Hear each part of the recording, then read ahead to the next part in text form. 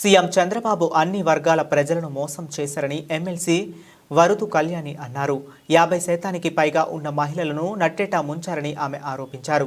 విశాఖ వైకాపా కార్యాలయంలో గురువారం ఉదయం ఆమె మీడియాతో మాట్లాడారు. 2024 వెన్నుపోటు నామ సంవత్సరంగా మిగిలిపోయిందన్నారు. చంద్రబాబు గజనీల పాలన చేస్తున్నారన్నారు. చంద్రబాబు 7 నెలల పాలన ప్రజలను ఏడిపించేలా పాలనగా ఉందన్నారు. దేశంలో వరస్ట్ పాలన చేసే సీఎంలలో చంద్రబాబు మొదటి స్థానంలో ఉన్నారన్నారు. 80 లక్షల మంది స్టూడెంట్స్ ఉన్నారు. ఎవరి అకౌంట్లో ఈ 15,000 రూపాయలు మీరు వేశారు? ఏ విధంగా మీ సూపర్ 6 హామీలు అమలైపోయాయని, సూపర్ సక్సెస్ అని మీరు చెప్తున్నారో నేను అడుగుతున్నాను. ఇప్పుడు చూస్తే ఈ పథకం గురించి ఉలుకు లేదు, పలుకు లేదు. మళ్ళీ అడ్డంగా మేము అమలు చేసేసామని వాదిస్తూ ఉన్న పరిస్థితి. మీ మంత్రులు, మీ ఎమ్మెల్యేలు, మీరు బహిరంగ సభల్లో వీళ్ళింటింటికి వెళ్ళి ఈ తల్లికి వందనం పథకం గురించి ఓదరగొట్టేశారు. నీకు 15,000, నీకు 15,000, నీకు 15,000 కనిపించడం భయం చిన్నపిల్లలు. ఇంత ఘోరంగా ప్రజల్ని, చదువుకునే పిల్లల్ని మోసం చేశారు. అలాగే నిరుద్యోగులకి 20 లక్షలు ఉద్యోగాలు ఇస్తాం, లేకపోతే నిరుద్యోగులకి 3,000 రూపాయలు నిరుద్యోగ భృతి ఇస్తామన్నారు. ఎన్ని ఉద్యోగాలు ఇచ్చారు? ఎంతమందికి నిరుద్యోగ భృతి మీరు ఇస్తున్నారు? జగనన్న చక్కగా డిఎస్సి అనౌన్స్మెంట్ చేస్తే దాన్ని క్యాన్సిల్ చేసి మీరు ఏదో 16,000 మందికి డిఎస్సి ఇస్తామని చెప్పారు. నవంబర్ 5వ తేదీ నోటిఫికేషన్ అన్నారు. నవంబర్ అయిపోయింది, డిసెంబర్ అయిపోయింది, జనవరి కూడా వచ్చేసింది.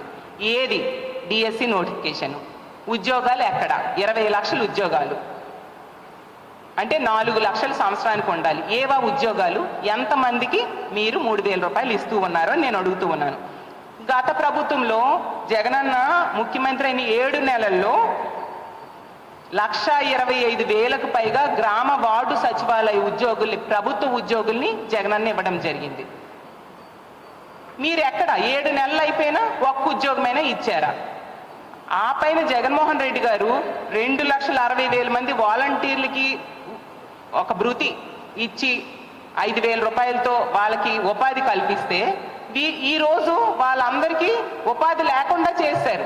ఎన్నికల టైంలో చిచిచి 5,000 ఎందుకు, 10,000 ఇస్తాం మేమనేసి ఆ వాలంటీర్స్ అందరికీ మభ్యపెట్టి ఈరోజు కనీసం 10 రూపాయలు కూడా వాళ్ళకి ఇవ్వకుండా, కనీసం ఉద్యోగాలు కూడా లేకుండా చేసి వాళ్ళు రోడ్డును పడేట్టుగా ఈ కూటమి ప్రభుత్వం ప్రవర్తిస్తూ ఉన్న పరిస్థితి ఈ రాష్ట్ర ప్రజలందరూ కూడా గమనిస్తూ ఉన్నారు.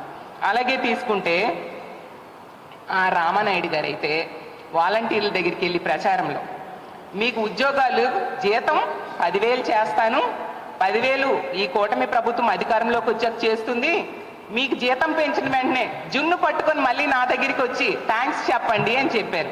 రామానాయుడు గారు నేను ఒకటే అడుగుతున్నాను, ఈ జున్ని పట్టుకొని ఈ వాలంటీర్స్ ఎవరికి ఇమ్మంటారు? వాళ్ళు ఉద్యోగాలు పోయినందుకు జున్ను ఇమ్మంటారా రామానాయుడు గారు అని నేను అడుగుతూ ఉన్నాను.